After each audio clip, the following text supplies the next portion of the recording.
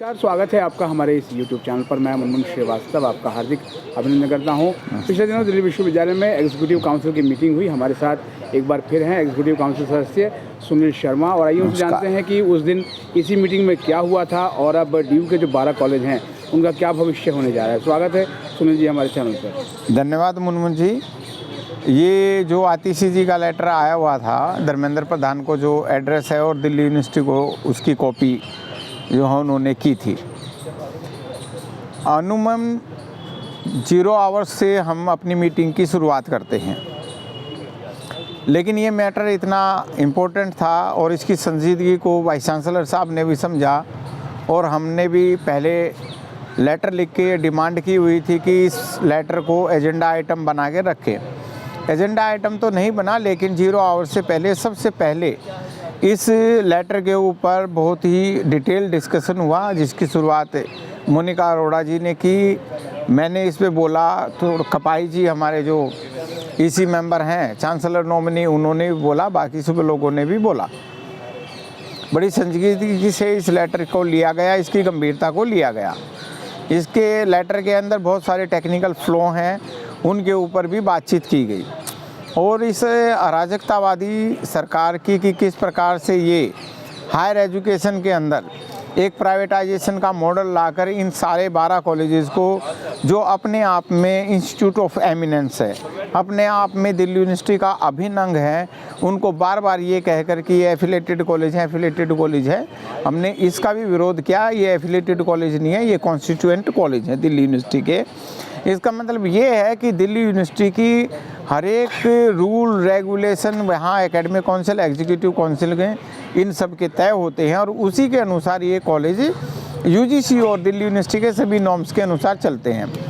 और ये दिल्ली यूनिवर्सिटी का अभिन्न अंग है और इनको हम कहीं जाने देने वाले नहीं हैं। दिल्ली सरकार के इस लेटर में हायर एजुकेशन के उनके मॉडल की धज्जियाँ उड़ी हुई हैं। किस प्रकार से हायर एजुकेशन से अपना मुंह मोड़ कर ये सरकार भागना चाहती है, इसकी जो लायबिलिटी तो दिल्ली सरकार के ऊपर जानी ही पड़ेगी। सवाल ये नहीं है कि उन्होंने ये कह दिया कि मतलब बिल्कुल अमेरिकन स्टाइल में कि माई वे और हाईवे, यानी कि या तो हमारी बात मान लो, नहीं तो इन सारे कॉलेजेस को आप ले जाइए, आप सेंट्रल गवर्नमेंट के अंदर दे दीजिए। देखिए, ना तो सेंट्रल गवर्नमेंट ना ही दिल्ली यूनिवर्सिटी दिल्ली सरकार के पास ये न्योता लेके गई थी कि दिल्ली के विभिन्न क्षेत्रों में इन कॉलेजेस को खोल दीजिए।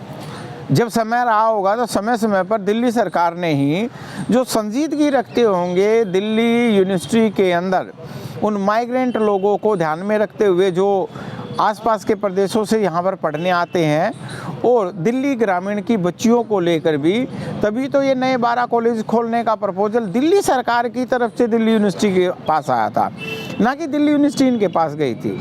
और यहाँ पर हमारे सारे नियम लागू होते हैं। तो इस प्रकार से ये जो रन अवे करने का जो भागने की जो प्रवृत्ति है, इसको हम छोड़ने वाले नहीं। हायर एजुकेशन के ऊपर दिल्ली सरकार की जो भी लायबिलिटी बनती है उसको पूरा करना पड़ेगा। ऐसे तो कल को सेंट्रल गवर्नमेंट भी ये कह देगी कि भाई हम इन कॉलेजेस को XYZ कॉलेजेस को चला नहीं पा रहे हैं, इस इंस्टीट्यूशन को चला नहीं पा रहे हैं, चलो हम क्या करते हैं कि ऐड के नाम पे टाटा को दे देते हैं, बिरला को दे देते हैं, अडानी को दे देते हैं, अंबानी को दे देते हैं, यानी कि प्राइवेटाइजेशन का एक मॉडल कर देंगे। तो जो grant in add Delhi government को देनी है वो देनी ही पड़ेगी। इस प्रकार से अपनी जिम्मेदारियों से भागकर हायर एजुकेशन में जा नहीं सकते हैं। बहुत लंबे डिस्कशन के बाद वहाँ पर एक एग्जीक्यूटिव काउंसिल की कमेटी कॉन्स्टिट्यूट की गई, जिसकी आज ही 4 बजे पहली मीटिंग होनी है। इसके टर्म्स एंड रेफरेंसेस बिल्कुल क्लियर है कि जो लेटर के अंदर बात कही गई है, जो एलिगेशन हमारे सारे उन 12 कॉलेजेस के प्रिंसिपल, नॉन टीचिंग टीचर्स के ऊपर लगाए गए हैं करप्शन के, और चूंकि ये कॉलेजेस दिल्ली यूनिवर्सिटी का भी पार्ट हैं, एकेडमिक काउंसिल और एग्जीक्यूटिव काउंसिल से ये रन होते हैं, इनके हेड ऑफ द इंस्टीट्यूशन हमारे वाइस चांसलर साहब ही हैं, यहाँ के ऑफिसर्स हैं, उनके ऊपर भी इनडायरेक्ट इस प्रकार के करप्शन फिर लेबल हो जाते हैं।